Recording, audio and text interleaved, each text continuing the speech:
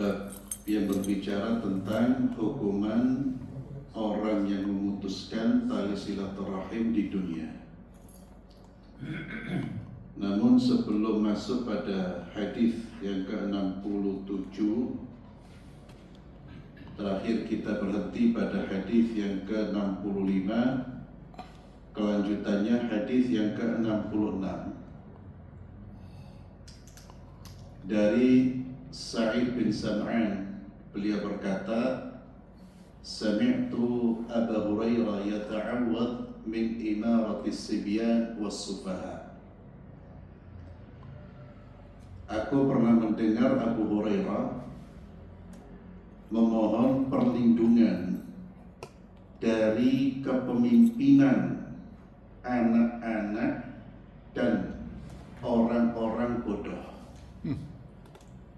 Abu Hurairah berlindung kepada Allah dari pemimpin-pemimpin yang jahil, yang bodoh, atau pemimpin-pemimpin yang belum matang,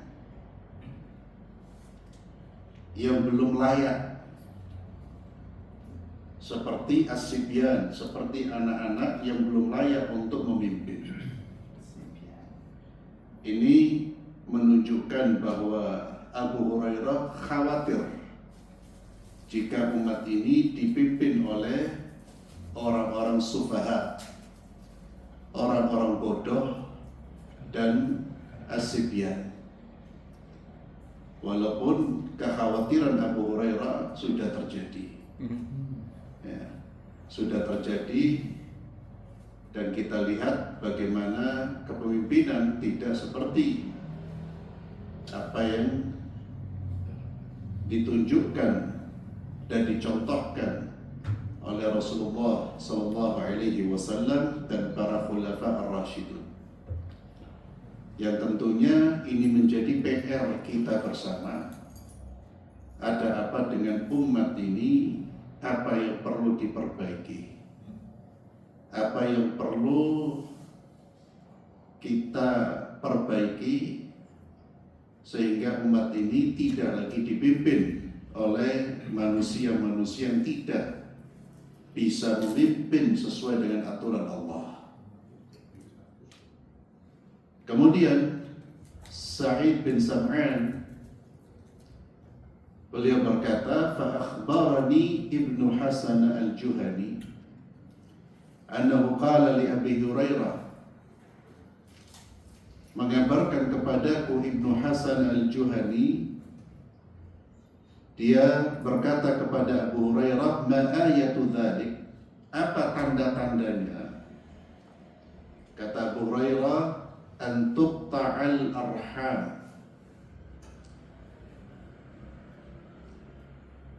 terputusnya hubungan kekerabatan, wa yuta'ul mughwi wa yu'sal mursyid, orang yang menyimpang ditaati, al-mughwi al-mudil, orang yang menyesatkan ditaati, dan orang yang memberi petunjuk justru diabaikan atau tidak ditaati. Ketika ini terjadi, maka jangan salahkan siapapun kalau kita dipimpin oleh orang-orang jahil. Dan ini kita lihat, ya, al-mudil, al-mughwi itu justru paling banyak pengikutnya. Wa yuta'ul mughwi, orang yang tulus mengajak manusia ke jalan Allah, mengajak manusia untuk mentauhidkan Allah, kembali kepada Islam yang benar, itu justru dimusuhi. Yuta'ul mughwi wa yu'sa al-mursyid, yang benar disalahkan, yang salah dibenarkan. Ini kondisi yang bisa merusak bisa merusak umat dan melemahkan kekuatan umat. Apa yang perlu kita lakukan? Karena kalau kita mendengar, membaca hadis tentang apa yang akan terjadi, kerusakan-kerusakan yang akan terjadi, maka kita punya tanggung jawab ya untuk memberikan kontribusi agar kerusakan ini tidak semakin menjadi-jadi, meminimalisir ya, bukan malah membiarkan dengan alasan ini kan sudah disampaikan oleh Nabi, wis jarno rusak. Lah, kita punya tanggung jawab amar ma'ruf nahi munkar, orang tua punya tanggung jawab mendidik, lembaga pendidikan punya tanggung jawab mendidik, dan Nabi sudah memberikan gambaran bagaimana kerusakan yang akan terjadi di tengah-tengah umat Islam. Dan di antara bentuk kerusakan yang terjadi di tengah-tengah umat ketika masyarakat sudah tidak menghargai lagi silaturahim, hubungan kekerabatan. Ketika mereka meremehkan masalah ini, ya itulah tanda masyarakat kita sakit. Masyarakat kita perlu diobati. Ketika orang yang benar diabaikan, yang salah justru ditaati, berarti masyarakat kita sakit. Nah, tugas kita ya meminimalisir, memberikan obat, mengobati. Bisa dengan mengobati yang sakit dan mencegah yang belum sakit. Maka yang belum terkena penyakit atau virus-virus ini ya, kejahilan, perilaku gampang memutuskan silaturahim, maka harus diberi imun berupa ilmu sehingga dia bisa menjadi orang yang baik, yang taat. Yang sudah terkena penyakit ya kita perlu mengobati. Yang belum perlu diberi apa? Perlu diberi imun. Imunnya apa? Ilmu, pendidikan.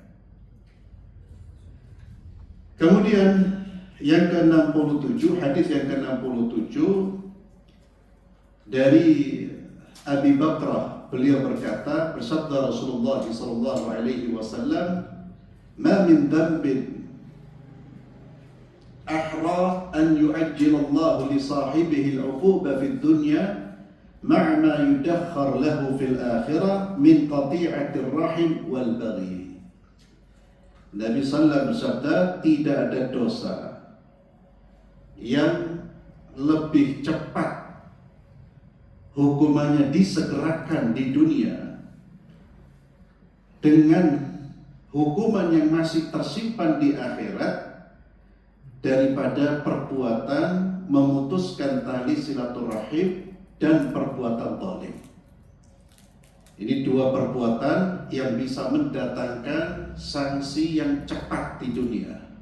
Allah akan memberikan sanksi bagi pelakunya di dunia, dan Allah akan memberikan sanksi juga di akhirat, dunia wal akhirah.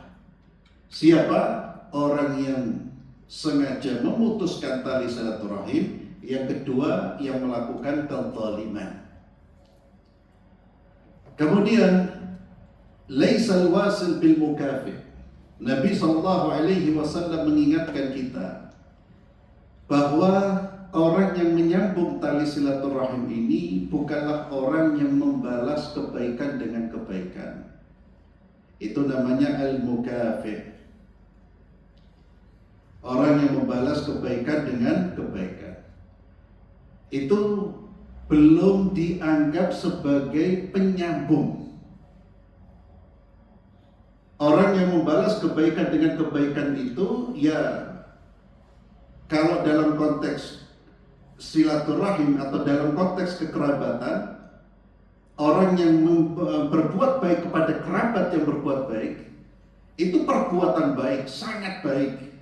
Namun tidak dikatakan menyambung, tapi memperkuat. Nabi menjelaskan orang dikatakan menyambung Kata Nabi SAW, "Laisa al-wasil bil mukafi' walakinna al-wasila alladhi idza quti'at rahimuhu wasalaha." Penyambung tali silaturahim itu adalah orang yang menyambung tali yang terputus. Orang yang menyambung hubungan yang terputus. Al-wasil alladhi idza quti'at rahimuh. Wasil itu yang mana rahimnya diputus hubungannya, lalu wasalaha, dia menyambung, dia merajut kembali. Itulah penyambung tali silaturahim. Maka ikhwani fillah, kita bisa mengamalkan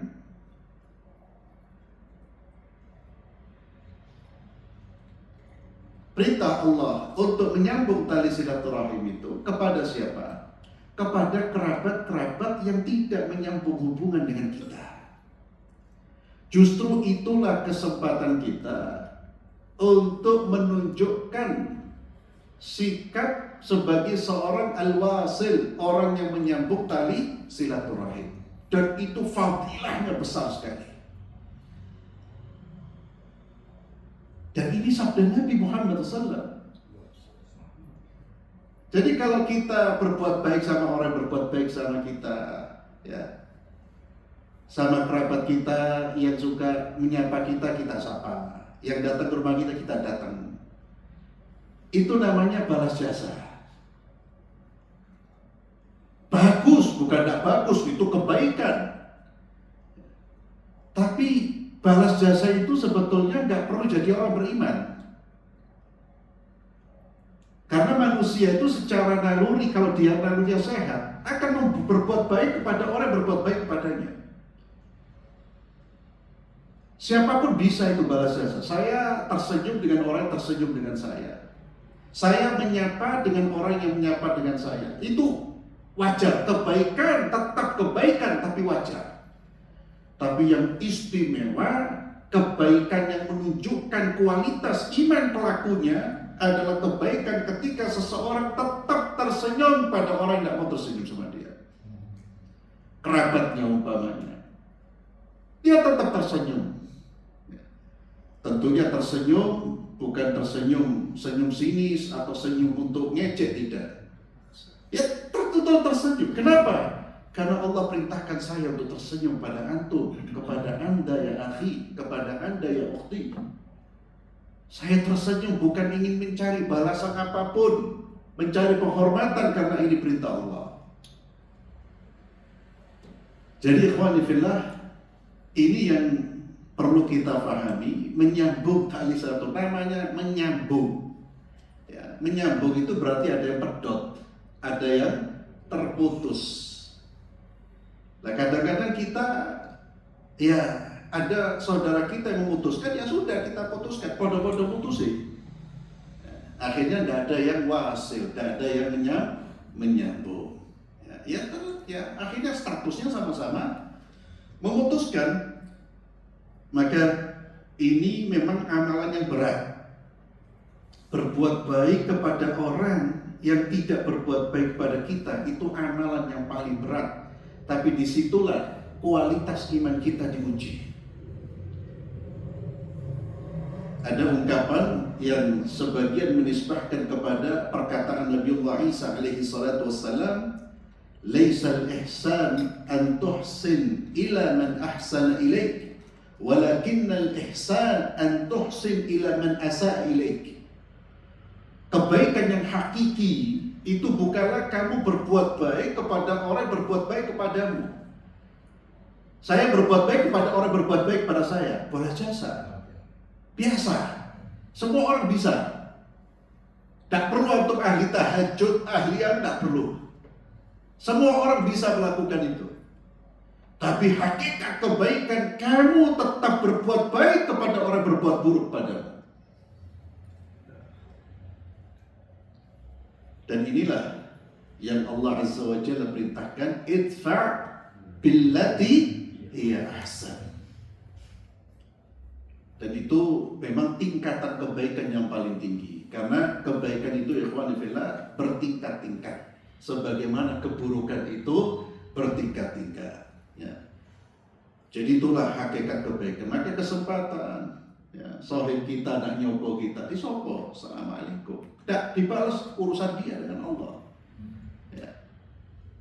Kerabat kita tak pernah bertanya tentang kita, tak pernah datang ke rumah kita, datang kita ke rumahnya. Amalkan apa yang sudah kita dengar dari Rasul, datang. Loh dia tidak menyambut, ya sudah pulang, tapi kita sudah dapat pahala. Kita sudah menunjukkan di hadapan Allah bahwa saya mengamalkan sunnah Nabi ya Allah. Karena sunnah Nabi itu ya ini diantaranya. Menjaga hubungan kekerabatan, menyambung tali silaturahim, berbuat baik kepada mereka, memperhatikan kondisi mereka. Maka Nabi SAW bersabda, "Walakin al-wasil alladhi idza quti'at rahimuhu wasalaha." Kemudian babu fadli man yasilu dzarrahim adh-dhalim. Keutamaan orang yang menyambung hubungan kekerabatan dengan kerabat yang zalim. Dari Barrah beliau berkata, Ja'a Arabi, datang orang Arab Badui, dia datang kepada Rasulullah SAW, Ya Nabi Allah, alimni amalan yudkhilunil jannah. Ya Rasulullah, ajarkan kepadaku amalan yang bisa memasukkan aku ke dalam syurga. Nabi SAW beliau bersabda, La in kunta aksartal khutbah laqad a'raqtal mas'alah. Kata Nabi, engkau datang dengan pertanyaan yang ringkas, ya, pertanyaan yang qasira, dengan pidato yang qasira, ya Rasulullah, ajarkan aku amalan yang masukkan aku dalam surga. Tapi sebetulnya jawabannya itu lebar luas, ya, amalan yang memasukkan orang ke dalam surga. Kemudian kata Rasulullah sallallahu alaihi wasallam, A'tiqin nasamah. Kata beliau sallallahu alaihi wasallam, bebaskan budak. Wa fukkar raqabah. Qala awalaysa tawahidan. Lalu orang Arab Badui ini mengatakan, ya Rasulullah, bukankah itu sama? A'tiqin nasama wa fukkar raqabah. Beliau mengatakan, la, tidak sama. Itqun nasama an tu'tiqa an-nasama. Wa fakkur raqabah an tu'ina 'ala ar-raqabah. Kalau itqun nasama itu kamu membebaskan, kalau kalau fakkur raqabah kamu membantu dia membebaskan dirinya dari perbudakan. Jadi membebaskan secara totalitas atau membebaskan dengan hartanya secara keseluruhan, ya, orang membebaskan satu budak dengan hartanya, atau dia membantu budak itu membebaskan dirinya. Ya, ada namanya istilahnya apa itu, budak yang berusaha membebaskan dirinya, mukatab, ya. Ya, itu dibantu. Dan ini salah satu amalan yang mulia, namun di negara kita tidak ada yang namanya budak. Ya, seluruh manusia merdeka, bahkan hampir di seluruh dunia, ya, tidak ada yang namanya budak. Wal madihatur raghub, dan di antara kebaikan yang bisa memasukkan Anda ke dalam surga adalah al-manihatur raghub, pemberian ar-raghub, pemberian unta yang banyak susunya. Maksudnya apa? Naqatun aw syatun yu'tiha sahibuha liyantafi' bilabaniha wa wabriha ma damat tadir. Seseorang memberikan atau meminjamkan untanya, kambingnya yang mengeluarkan susu yang banyak, agar diambil manfaat dari unta tersebut, diambil susunya, baik dari unta ataupun dari kambing. Itu termasuk amal kebaikan. Wal fai'u ala dirrahim, dan berbuat baik kepada kaum kerabat. Al-fai' di sini al-'atfu alaihi war ruju' ilaihi bil birr. Berbuat baik kepada kerabat. Fa in lam tutik dzalik, kata Nabi, kalau kamu tidak mampu, karena amalan tadi itu amalan yang berkaitan dengan harta, ya, membebaskan budak, membantu budak, membebaskan, itu kan berkaitan dengan fulus. Demikian pula orang punya unta yang susunya banyak, ya, itu juga berkaitan dengan fulus. Kata Nabi, fa illa tutik dzalik, kalau kamu tidak mampu, fa'mur bil ma'ruf wanha 'anil munkar. Ajak manusia kepada yang ma'ruf dan cegah mereka dari perbuatan mungkar. Fa illam tuti' dzalik, kalau kamu tidak mampu, fa kuffa lisanak illa min khair, jaga lisanmu, jangan bicara kecuali yang baik. Nabi kita Muhammad SAW memberikan arahan kepada orang Arab Badui dan juga kita semua. Ternyata amalan-amalan yang memasukkan ke dalam surga, ya, selain ibadah-ibadah mahdhah kita, adalah amalan-amalan sosial. Membantu membebaskan budak, berbuat baik kepada kaum kerabat. Kalau tidak bisa, amalan dengan lisan, amar ma'ruf nahi mungkar, mengajak orang kepada yang ma'ruf, mencegah orang dari perbuatan mungkar. Kalau tidak bisa,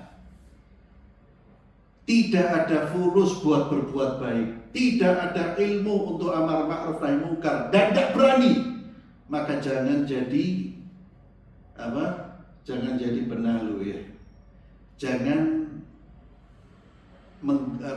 merusak. Tahan dirimu dari keburukan. Kalau sudah tidak bisa berbuat baik, jangan berbuat jahat. Kalau kita tidak bisa berkontribusi, memberi kebaikan kepada umat, jangan memberi keburukan, jangan menciptakan keburukan, jangan menyebarkan keburukan. Kuffa lisanak. Dan kenapa Nabi SAW menyebutkan lisan? Karena lisan ini yang paling besar mudaratnya ketika tidak dikontrol oleh pemiliknya. Betapa besar kerusakan yang dihasilkan dari lisan manusia. Dari lisan adu domba, dari lisan timbul kebencian, dari lisan timbul provokasi. Maka kata Nabi, kalau kamu sudah tidak bisa berbuat apa-apa, banyak diem. Kalau mau bicara, pikir. Faquffa lisanak illa min khairin. Maka kalau tidak bisa memberi manfaat, jangan merusak. Kamu menahan dirimu dari berbuat buruk itu saja, itu sudah kebaikan. Ini sama seperti hadis yang lain. Nabi SAW ketika ditanya tentang amalan-amalan, Nabi menyebutkan amalan ini, sampai Nabi mengatakan, kalau kamu tidak bisa apa-apa, kamu cegah dirimu dari perbuatan buruk. Jangan berbuat buruk. Itu sudah cukup. Kemudian babu man wasala rahimahu fil jahiliyah thumma aslam. Dari Hakim bin Hizam, beliau mengabarkan bahwasanya beliau berkata kepada Nabi SAW, "Ara'aita umuran kuntu atahannathu biha fil jahiliyah,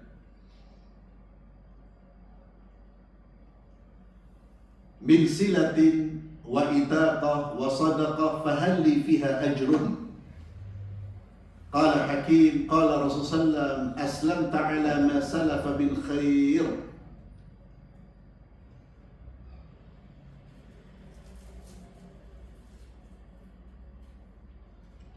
Nabi sallallahu alaihi wasallam ditanya, "Ya Rasulullah, bagaimana pendapatmu, apa pandanganmu terkait dengan perkara-perkara yang saya kerjakan di masa jahiliyah, yang itu adalah pekerjaan-pekerjaan mulia, perbuatan-perbuatan mulia, min silatin, seperti menyambung tali silaturahim, itaqah, membebaskan budak, sadaqah, bersedekah. Apakah apa yang saya lakukan di masa jahiliyah itu diganjar, dianggap sebagai amal kebaikan yang saya diberi pahala kalau saya sudah masuk Islam?" Nabi SAW menjawab, "Aslam ta'ala ma salafa min khair." Kamu telah masuk Islam dengan seluruh amal-amal kebaikanmu yang kamu lakukan di masa jahiliyah. Ini ada dua pengertian. Pengertian yang pertama, semua perbuatannya diberi pahala. Kalau orang kafir kemudian masuk Islam, amal kebaikannya dia di masa lalu diberi pahala oleh Allah seperti sebuah bonus. Pendapat yang kedua yang dijelaskan di sini, aslam ta'ala ma salafa min khair ay iktasabta tiba'an jamila. Kamu sudah memiliki kebiasaan yang baik yang pasti itu akan bermanfaat bagimu ketika engkau menjadi seorang muslim. Jadi tabiatmu itu juga akan bermanfaat bagi keislamanmu. Wa takunu tilkal 'adah tamhidan laka wa ma'unatan 'ala fi'lil khair. Namun sebagian mengatakan hadis ini menjelaskan bahwa dia diberi pahala dengan amal-amal kebaikannya, karena pertanyaannya fahal li fiha ajr, apakah saya mendapatkan pahala? Nabi menjawab, aslam ta'ala ma salafa min khair. Ini sebaliknya. Kalau orang kafir masuk Islam, kebaikannya bisa menjadi pahala. Sebaliknya orang Islam yang murtad, amal semuanya gugur. Ya, kemurtadannya itu akan menghanguskan seluruh kebaikan-kebaikan kita, kebaikan-kebaikan dia.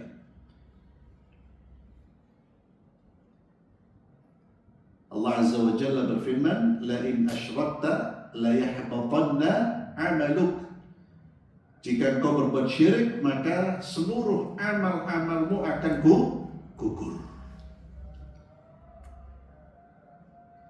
Kemudian silatul rahim al-musyrik wal hadiyah, menyambung hubungan kekerabatan dengan orang musyrik, yakni kerabat yang musyrik, dan saling memberi hadiah.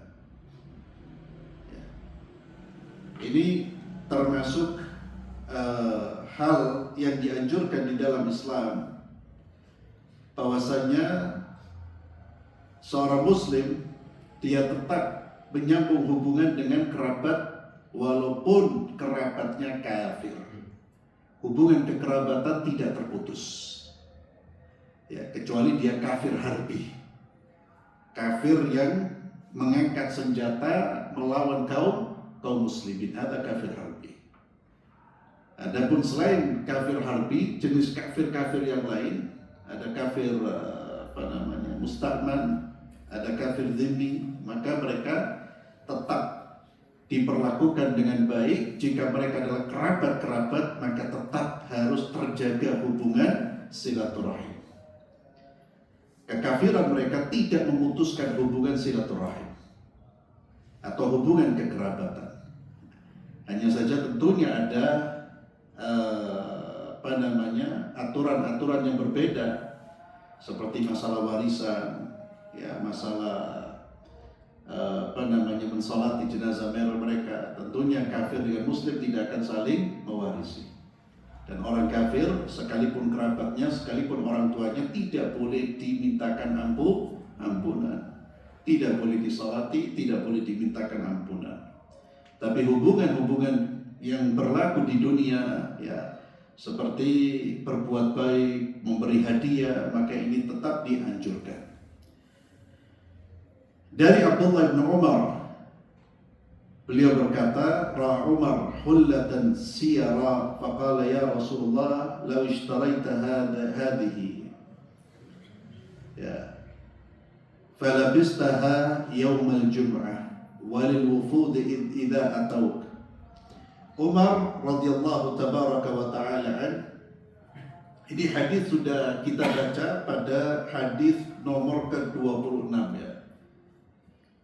Jadi saya bukan mengulang apa yang sudah kita pelajari, tapi karena memang Imam Bukhari terkadang mengulang hadis-hadis yang sudah ditulis sebelumnya, karena memang ada penjelasan yang perlu dijelaskan lebih lanjut.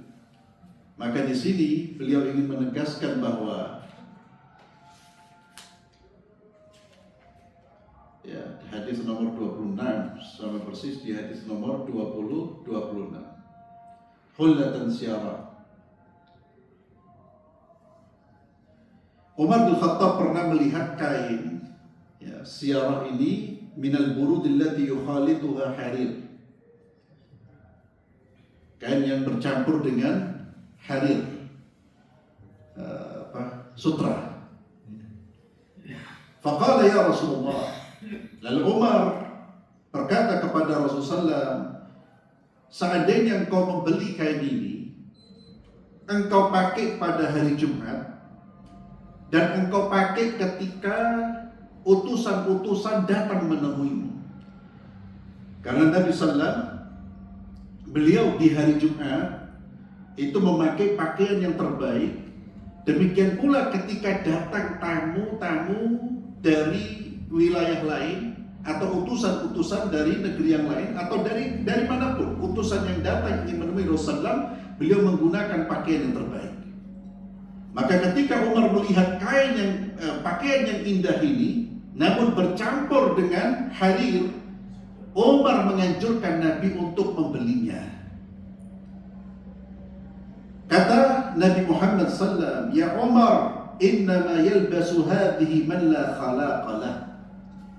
Sesungguhnya yang menggunakan pakaian ini nanti dia tidak akan mendapatkan bagian kebaikan di akhirat. Thumma uhdiya lin Nabi sallallahu alaihi wasallam minha hulalun. Kemudian Nabi mendapatkan hadiah beberapa kain. Fa'ahda ila Umar minha hullah. Hullah itu kain yang ada harirnya, ada sutranya. Nabi dikasih hadiah, ya kain yang berbahan sutra, lalu oleh Nabi diberikan kepada Umar bin Khattab. Umar bin Khattab ketika mendapatkan hadiah ini, beliau bertanya kepada Nabi, "Ya Rasulullah, ba'atha ilayya hadhihi wa qad sami'tuka qulta fiha ma qult." Ya Rasulullah, engkau kirim hadiah ini kepada saya, padahal aku mendengar darimu apa yang kau katakan. Yani orang yang menggunakan pakaian ini, dia tidak mendapatkan bagian kebaikan di akhirat. Kata Nabi sallallahu alaihi wasallam, "Inni lam uhdiha laka litalbisaha." Wahai Umar, saya tidak menghadiahkan pakaian tersebut untuk kamu pakai. Innama ahdaituha ilaika litabi'aha aw litaksuha. Saya beri hadiah kepada engkau agar engkau jual atau engkau berikan kepada orang yang boleh menggunakannya agar dia pakai. Maka Umar pun menghadiahkan kain itu kepada saudara seibu yang masih musyrik. Ya, yang masih musyrik. Maka ini dalil bahwa memberi hadiah kepada orang musyrik, kerabat musyrik, itu tidak termasuk perbuatan yang melanggar syariat.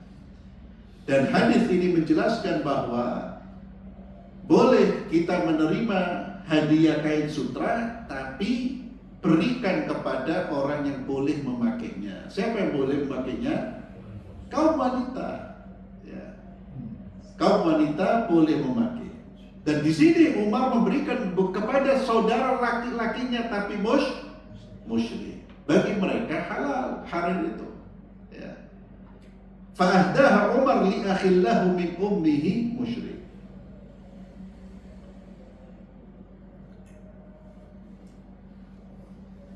Kemudian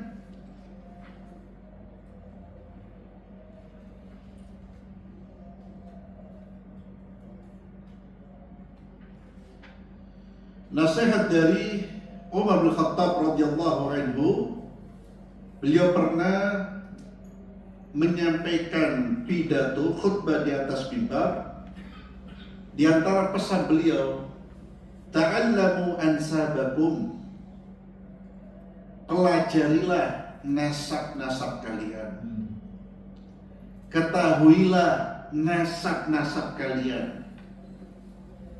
Thumma silu arhamakum, kemudian sambunglah hubungan kekerabatan kalian. Wallahi innahu la yakunu baina ar-rajuli wa baina akhihi syai'. Walau ya'lamu alladhi bainahu wa bainahu min dakhilatir rahim la auza'ahu dzalika intihakihi. Kalau orang kata Nabi, demi Allah, kata Umar, ini nasihatnya Umar Ibn Khattab radhiyallahu anhu, demi Allah, sesungguhnya ada seseorang yang berselisih dengan saudaranya, atau ada masalah, ada konflik dengan saudaranya, yang mana seandainya kalau dia tahu antara dia dengan saudaranya ini ada hubungan kekerabatan, maka dia akan meninggalkan konflik dengannya.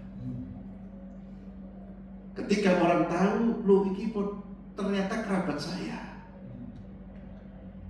Maka di sini Umar bin Khattab radhiyallahu anhu, beliau mengajarkan atau memberikan nasihat kepada kita agar tidak mengabaikan silsilah nasab. Tujuannya apa? Bukan untuk membanggakan diri. Anak ini cucunya Abu Bakar, bukan.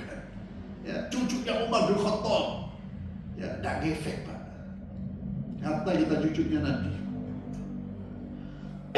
Kalau kita tidak taat kepada Allah dan Rasulnya, maka tidak ada manfaatnya. Inna akramakum indallahi atqakum. Ya. Inna akramakum indallahi atqakum. Jadi belajar nasab bukan untuk menonjolkan diri kita. Anak iki lah. Tapi untuk apa? Agar kita tahu kerabat-kerabat kita, saudara ayah, saudara kakek, saudara ini. Tahu untuk apa, kata Umar? Untuk disambung. Dari sini ikhwan fillah, ada hal yang penting bagi orang tua. Orang tua itu hendaknya memperkenalkan anak-anaknya dengan kerabatnya. Diperkenalkan. Ini lo jidamu, iku nangkono, iku seorang kerabat api-api, iku kenalkan. Karena itu yang bisa menjadi amal kebaikan mereka. Apalagi setelah orang tuanya meninggal dunia. Maka seorang perlu mengetahui jalur atau nasabnya dia. Ya. Sekarang ada sebagian orang ikhwan fillah, dia tidak mengerti kerabat-kerabatnya sendiri, tidak mengerti tentang keluarga orang tuanya.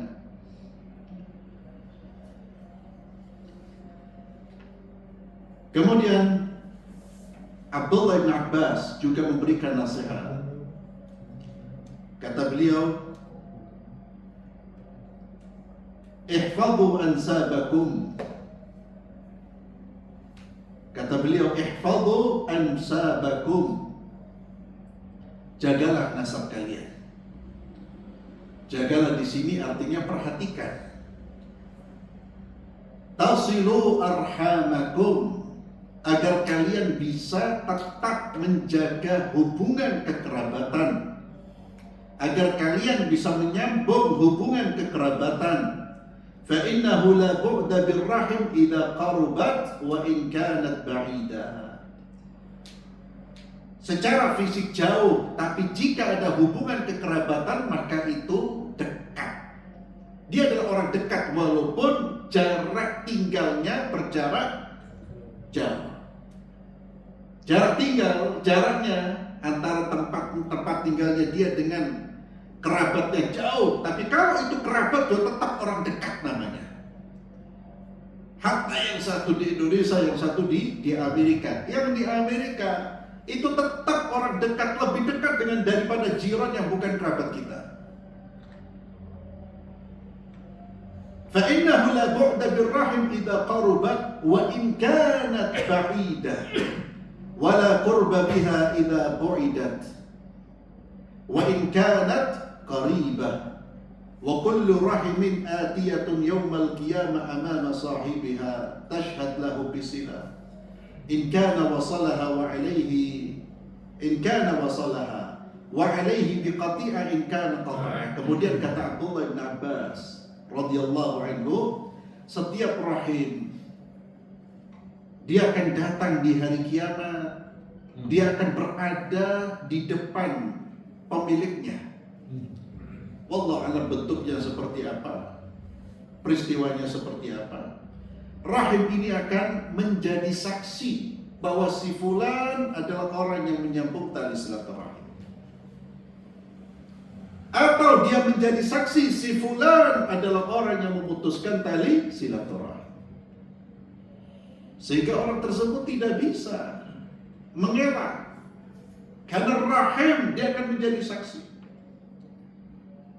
Ini peringatan dari Abdullah bin Abbas agar kita menjaga tali silaturahim. Dan di antara faktor kita bisa menjaga, melestarikan hubungan adalah kita mengetahui nasab-nasab kita. Kata beliau, ihfadhu ansabakum.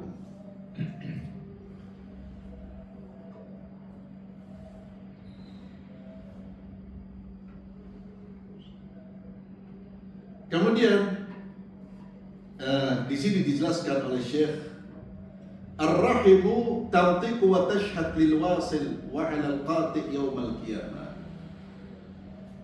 Apakah ini dalam bentuk makhluk? Ya. Rahim itu dia akan berbicara dan akan menjadi saksi. Apa yang diucapkan oleh Abdullah bin Abbas ini seperti apa yang disampaikan oleh Nabi Muhammad SAW terkait dengan dialog Allah kepada rahim. Ya. Maka apa? Bagaimana bentuknya? Wallahu a'lam bishawab.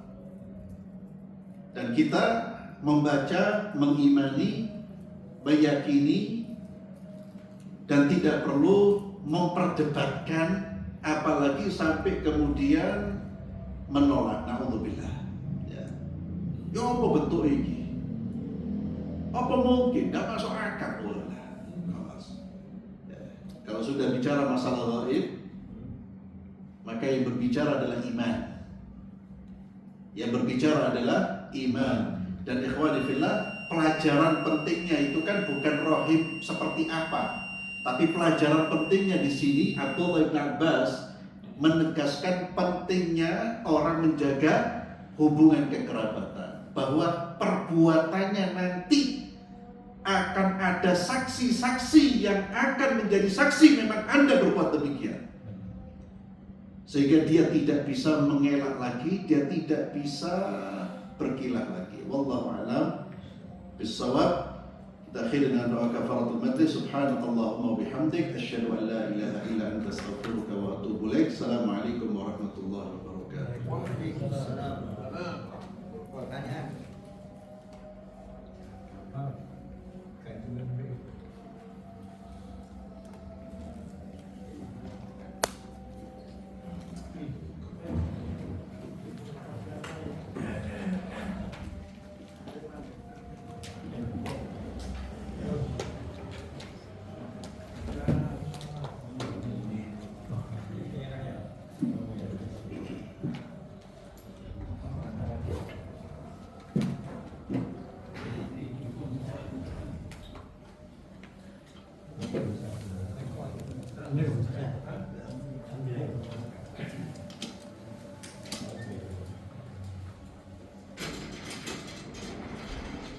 Wow.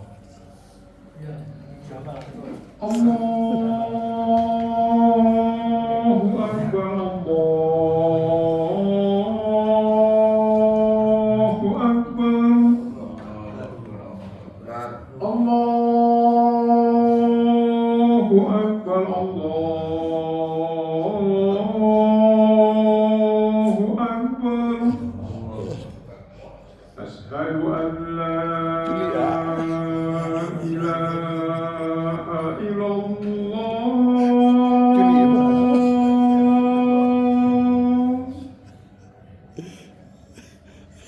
Asyhadu an la